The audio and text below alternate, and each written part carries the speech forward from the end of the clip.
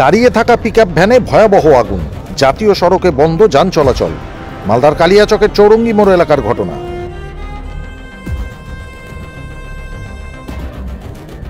মালদার দিকে যাচ্ছিল পিকআপ ভ্যান। জাতীয় সড়কের ধারে গাড়ি দাঁড় করিয়ে চায়ের দোকানে যান চালক ও সহকারী। সেই সময় হঠাৎই দাউ দাউ করে জ্বলে ওঠে পিকআপ ভ্যান। উত্তরে হাওয়ার দাপটে মুহূর্তে আগুন ভয়াবহ চেহারা নেয়।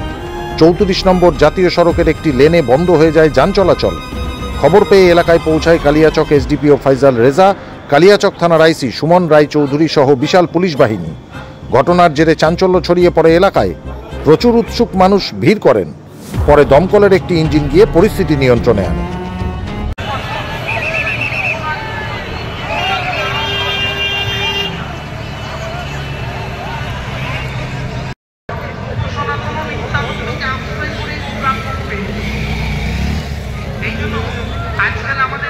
দাঁড়িয়ে থাকা পিকআপ ভ্যানে ভয়াবহ আগুন, জাতীয় সড়কে বন্ধ যান চলাচল। মালদার কালিয়াচকের চৌরঙ্গি মোড় এলাকার ঘটনা।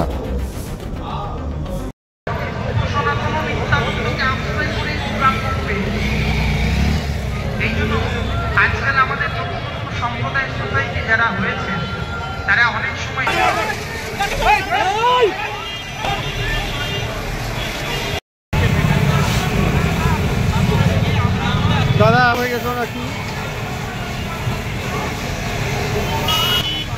মালদা কালিয়াচক থেকে ঝন্টু মণ্ডলের রিপোর্ট, সংবাদ বাংলা টিভি।